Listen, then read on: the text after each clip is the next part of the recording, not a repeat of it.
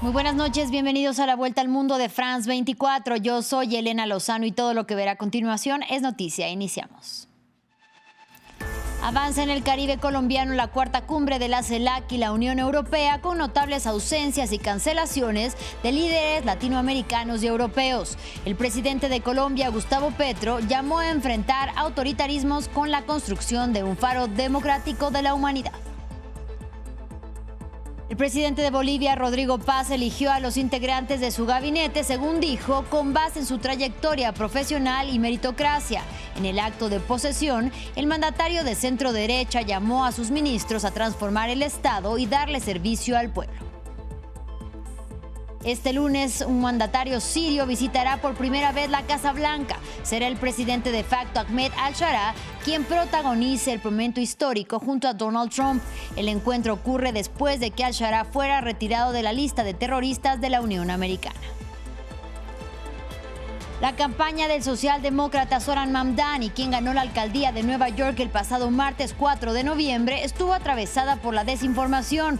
Los seguidores de sus oponentes viralizaron contenidos que buscaron desprestigiar al ahora alcalde electo, entre ellos el multimillonario Elon Musk, quien denunció en su plataforma de X una supuesta acción de fraude previa a los comicios en favor de Mamdani y en perjuicio del candidato republicano. En instantes, Martín Gripo nos trae los detalles de esta fake news en Desinformando. Y en una semana en el mundo repasamos las derrotas electorales de Donald Trump en Estados Unidos, especialmente en Nueva York. Allí, le decíamos, impuso el socialdemócrata Zoran Mamdani con promesas de hacer la ciudad de nuevo asequible a la clase trabajadora. Ahondaremos también en los retos de la COP30 y la matanza de las fuerzas de apoyo rápido en Sudán.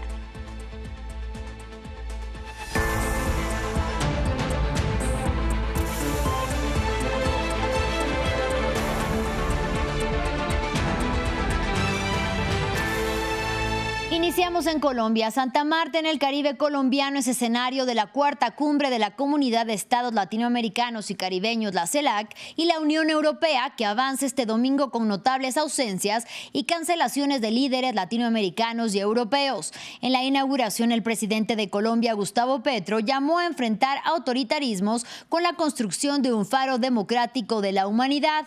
Y la representante del bloque de los 27, Kaja Kallas, aseguró que seguirán siendo un socio comercial predecible y confiable. Aquí los detalles. Una foto de familia donde los ausentes parecen pesar más que los presentes. El anfitrión y mandatario colombiano Gustavo Petro recibió a su homólogo de Brasil, Lula da Silva, al titular del Consejo Europeo, Antonio Costa, y al presidente del gobierno español, Pedro Sánchez. Solo 9 líderes sobre 60 viajaron a Santa Marta. La presidenta de la Comisión Europea, Ursula von der Leyen, canceló su participación. Emmanuel Macron y Claudia Sheinbaum tampoco estuvieron en la ciudad balnearia colombiana. A pesar de esto, Petro abogó por una cercanía entre países latinoamericanos, caribeños y europeos. ¿Qué hacemos con esta reunión en el mundo de hoy, en medio de los misiles? Y aunque cada uno aquí, como representante de su gobiernos tienen posiciones diferentes, lo sé, creo que deberíamos ser conscientes que en el mundo de hoy, donde avanza la barbarie, allá en el Medio Oriente, allá en Ucrania y Rusia, allá aquí en el Caribe, donde nació para América la palabra libertad, la palabra democracia, la palabra poder popular, el palenque, que era poder popular, lo que tenemos es que ser faro, en mi opinión, luz. Por su parte, el presidente del Consejo Europeo mandó un mensaje de unidad. Elegimos el diálogo, no la división. Elegimos la cooperación, no la confrontación. Elegimos la asociación, no el aislamiento. Y en este mundo multipolar, que es el nuestro, lo que se necesita es una respuesta multilateral. Sí, el futuro solo puede construirse si lo hacemos juntos. El futuro debe pertenecer a todos, no pertenecerá a nadie. La cumbre está también marcada por la sombra de Donald Trump y de las órdenes de su gobierno de atacar lanchas en el Caribe, que según sostiene, sin presentar pruebas públicas, transportaban drogas hacia Estados Unidos. Bombardeos que ya mataron a más de 65 personas en el corazón del continente americano.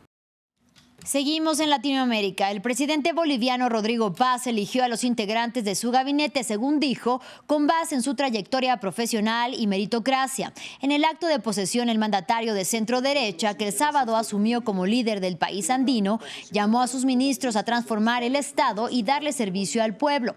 Recordemos que con su llegada a Palacio Quemado terminaron 20 años de gobiernos de izquierda que fueron encabezados por el movimiento al socialismo, el MAS.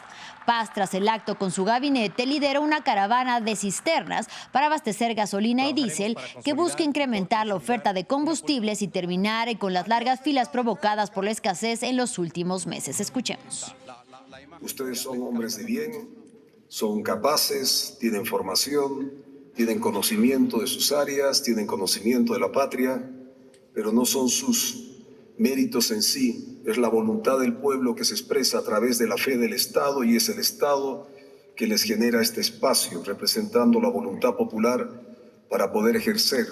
En Brasil, las autoridades iniciaron la reconstrucción de Río Bonito do Iguazú, la pequeña ciudad del sur del país habitada por 14,000 personas y que fue golpeada el viernes por un tornado que dejó 6 muertos y 835 heridos, de los cuales una treintena continúan hospitalizados. La Defensa Civil informó que más del 90% de su infraestructura quedó reducida a escombros. Leorel nos cuenta más.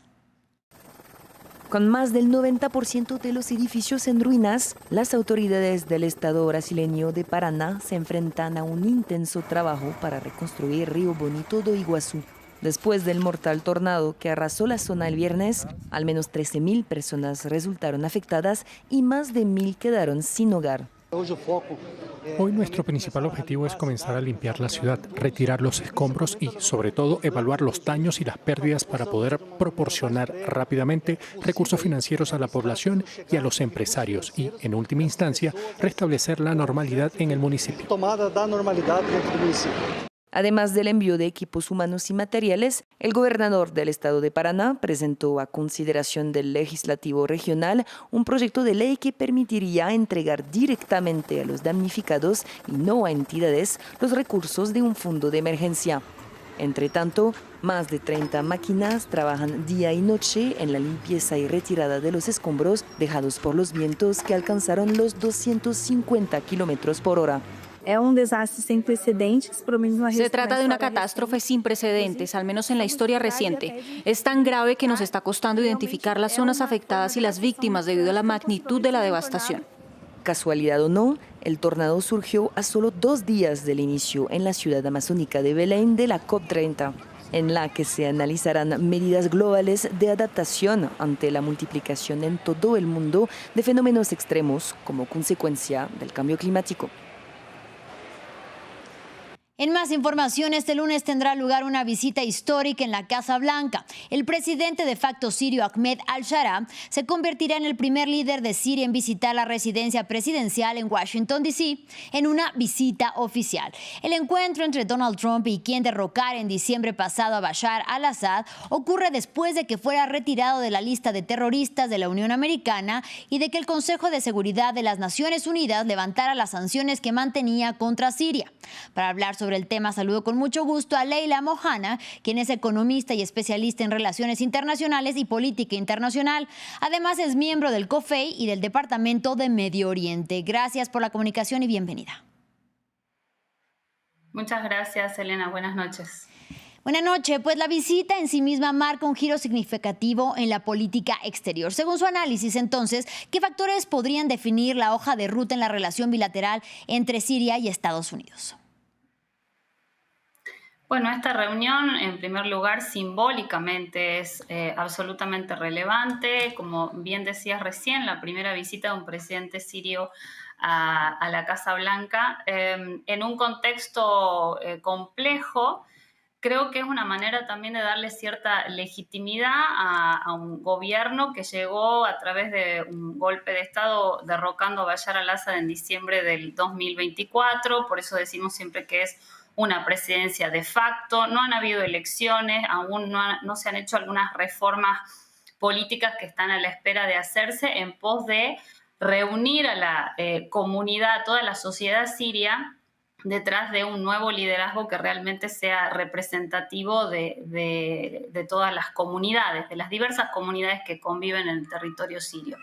Y otra cuestión creo que también tiene muchísimo que ver con el levantamiento de sanciones, algo que Yara ha estado esperando y buscando desde hace rato. Estados Unidos ya lo había hecho de manera unilateral, levantando lo que serían las órdenes ejecutivas, las que dependen directamente del presidente norteamericano, todas aquellas sanciones de las cuales Siria había sido objeto, no solo después de la primavera árabe a partir del año 2011, sino también las previas que existían y pesaban sobre Siria en el año 2003, por ejemplo, la ley de responsabilidad civil y protección de la soberanía libanesa ya había empezado a ejercer fuerte presión sobre la economía siria. Dicho esto, y justamente en este contexto que usted bien nos describe de golpe, pero además tampoco elecciones, ¿qué retos entonces puede suponer la reincorporación de Siria a esta escena o a esta esfera internacional tras años de aislamiento? ¿Y por qué es de principal interés para la administración Trump? Los retos, en primer lugar, para Yara tienen que ver con la unificación, la pacificación interna, el poder incorporar a ciertos grupos paramilitares que aún se encuentran fuera de las Fuerzas Armadas y poder unificarlos dentro de una fuerza militar oficial que pertenezca al Estado Nacional. Eso es un tema a negociar, un tema sobre todo que está negociando fuertemente con las fuerzas democráticas vinculadas a la comunidad kurda en el noreste sirio. Y por otro lado, algo que no se debe dejar pasar son las masacres de las cuales han sido objeto minorías como la minoría alawita en la costa de Tartus, de Latakia, y la persecución de la cual ha sido objeto, así como en los últimos meses hemos visto que está sucediendo lo mismo en la provincia de Sueida, atrás de la comunidad drusa. Todo esto son obstáculos para la consolidación y la unificación de Siria y la pacificación real de Siria, que no ha podido ver días tranquilos desde el año 2011 hasta ahora. Justamente hablando de la pacificación en territorio sirio por estas diferencias, bien ha dicho, o estos enfrentamientos encarnizados entre las minorías. ¿Qué decir sobre el acercamiento de Damasco con Washington? Si podría o no significar quizá también un nuevo capítulo con el gran aliado de Estados Unidos en Medio Oriente, me refiero a Israel.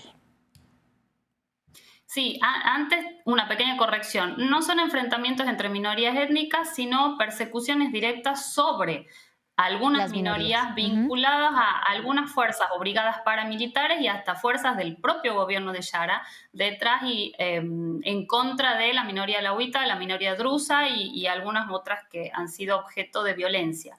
Eso por un lado. Por otro lado, la regularización de relaciones con Israel, bueno, después de algunos ataques que ha hecho Israel en los últimos tiempos sobre Siria, parecen ser difíciles. Sin embargo, Donald Trump puede actuar como mediador. Por supuesto, no es un mediador equidistante, es un mediador que abiertamente tiene su tendencia más cercana en sus relaciones con Israel. Sin embargo, habrá que ver mañana de la reunión qué puede sacar Donald Trump, que está haciendo serios esfuerzos por tratar de generar ciertos acuerdos y ciertas treguas en el mundo. Yo no hablaría de acuerdos de paz, pero sí treguas momentáneas que habría que ver si se sustentan a largo plazo. Ahí está, pues le agradecemos muchísimo a Leila Mohana, se nos terminó el tiempo, pero le agradecemos mucho por su análisis en momentos en los que ya el día de mañana veremos este encuentro histórico desde la Casa Blanca. Gracias nuevamente y hasta la próxima.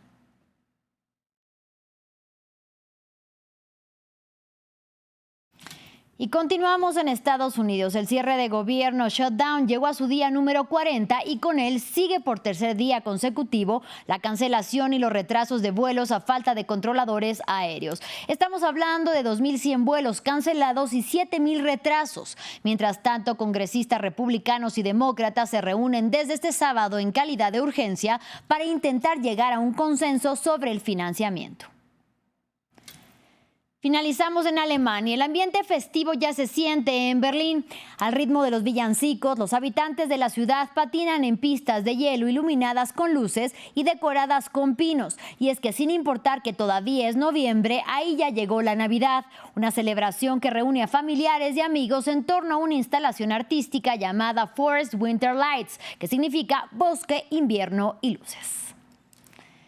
Así llegamos al final de este espacio informativo, pero los invitamos a que se queden con nosotros porque ya viene Desinformando y una semana en el mundo. Hasta la próxima.